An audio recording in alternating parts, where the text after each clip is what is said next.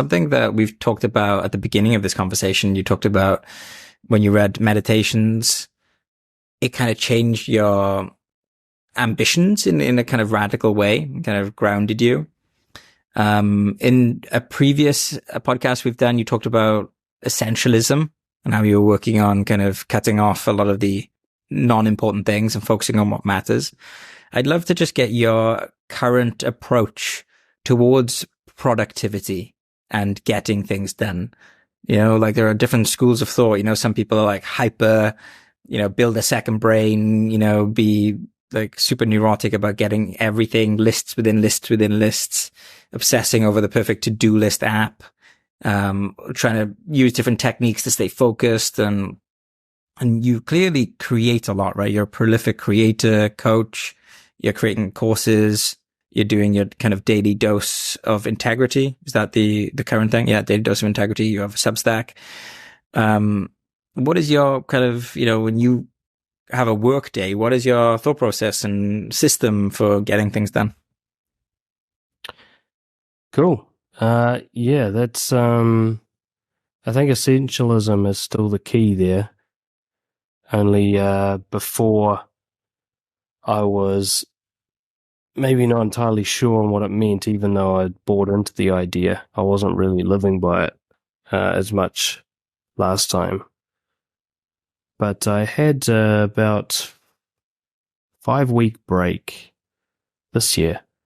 I haven't had a break from work in like 10 years. And so I took 5 weeks off.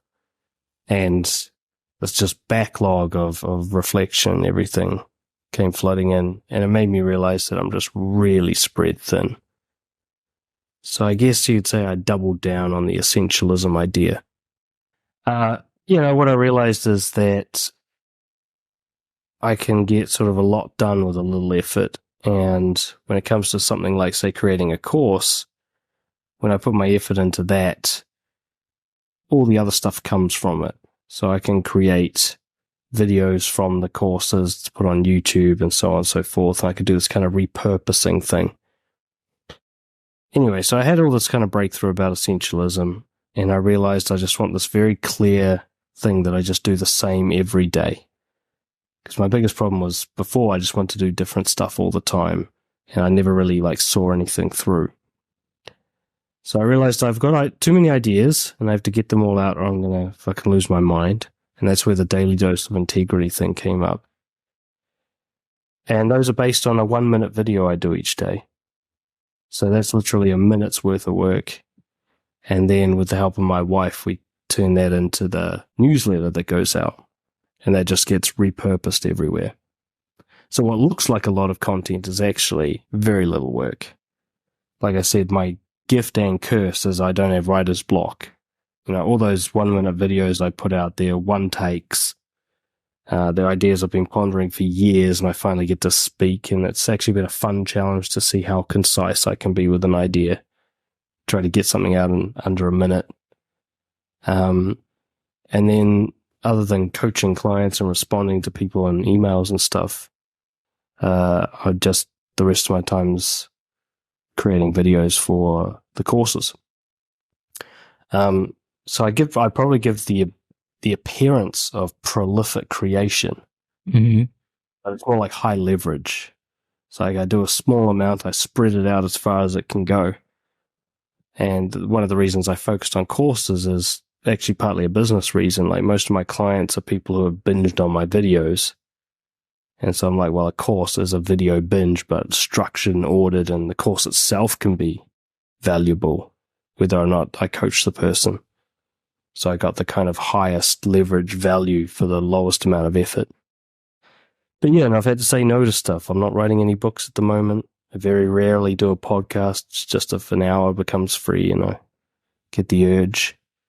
I don't do separate stuff. A lot of my posting is copy and paste done by my wife now, rather than me scrolling and bullshitting all the time. And I just keep my head out of the comments section these days, and I stop starting new projects and new collaborations and all the stuff I used to do every week. I just said yes to all the different ideas that occurred to me.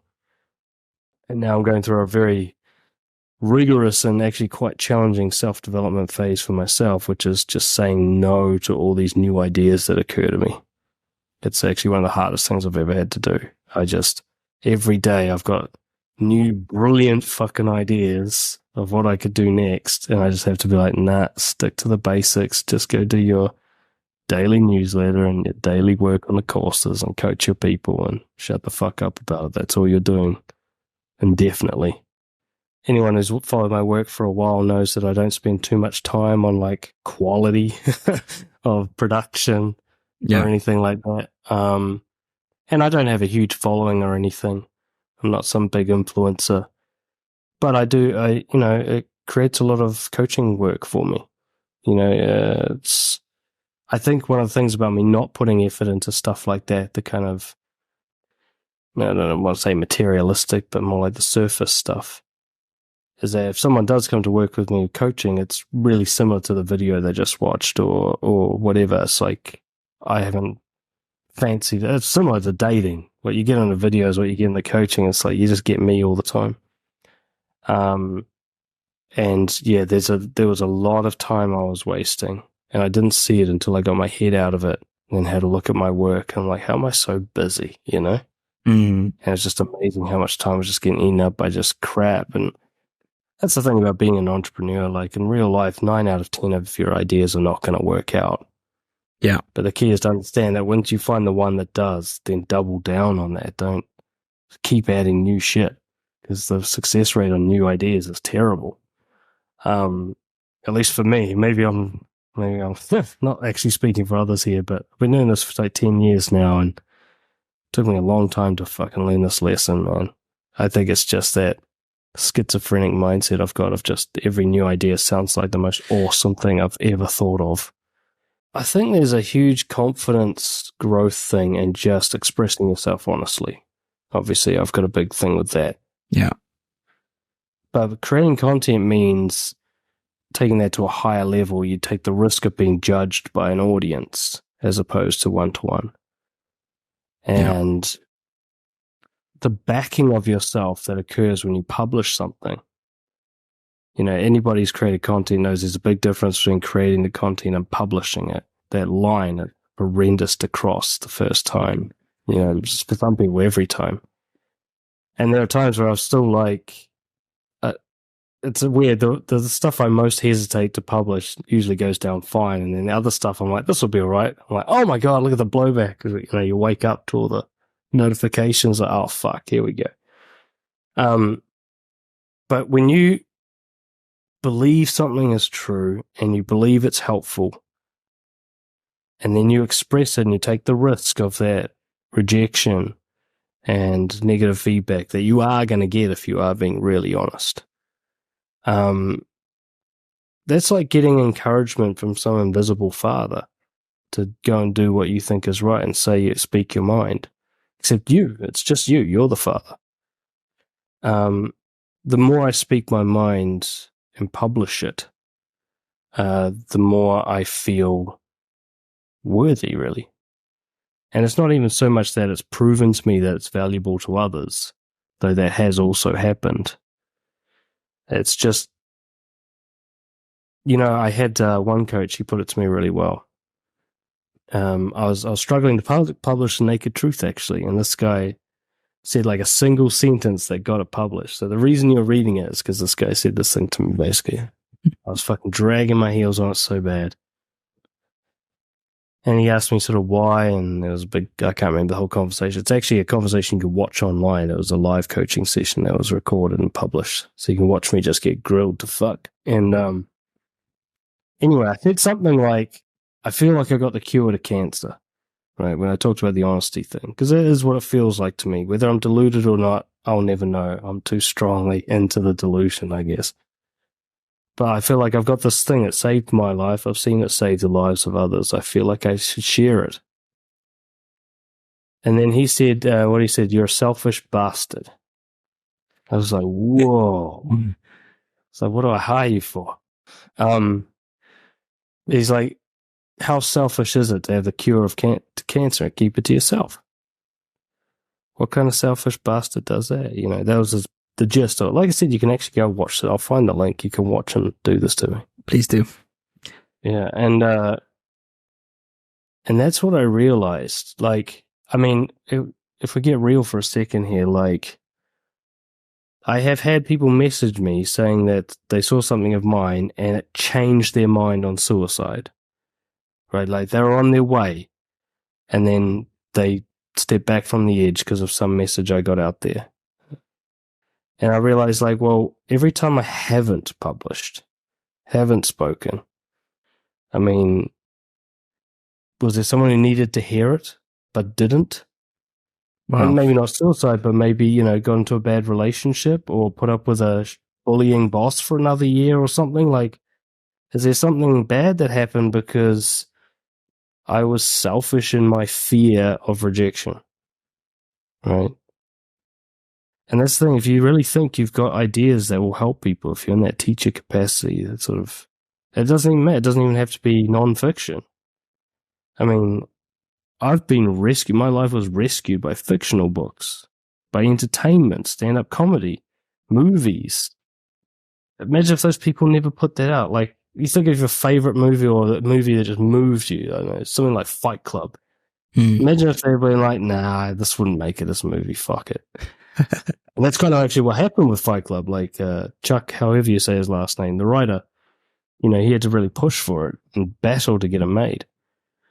But what a groundbreaking thing that was to watch, especially for guys like us who are struggling with masculinity and seeing this kind of, I mean, we first watched it, we just wanted to go fight, but then we sort of watched it another 8 times and we get it.